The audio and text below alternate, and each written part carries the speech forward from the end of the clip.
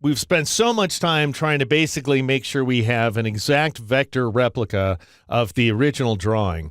Why even bother? If we already had the original drawing, why are we working so hard to turn it into vectors?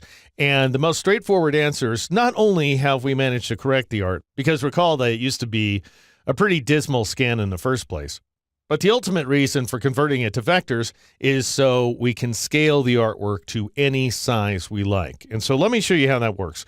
I'll go ahead and press Control-0 or Command-0 on the Mac to zoom out. And I'm going to switch to the artwork tool. Once again, you can get that by pressing Shift-O. And up here in the control panel, I'm going to click inside the W value there, and I'm just going to enter *10 in order to multiply it times 10.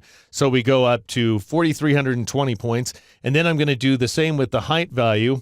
I'll multiply it times 10 by entering *10 there, and then pressing the Tab key, and we get 5,400 points. And that is, by the way, if you do the math, 5 feet wide by 6¼ feet tall. All right, now I'm going to press Control-0 or Command-0 on the Mac to zoom out so you can get a sense of how much bigger this artwork is. And then I'll press the Escape key in order to return control to the black arrow tool. And now press Control-A or Command-A on the Mac to select all of the artwork. And I'll click on the word Transform up here in the control panel, or you may see a W and H value instead, depending on the width of your screen. And I'm going to make sure both the width and height values are locked into alignment with each other. And I'll click on the W to select that value, and I'll change it to 3,800 points. And then I'll press the Enter key or the Return key on the Mac to apply that change.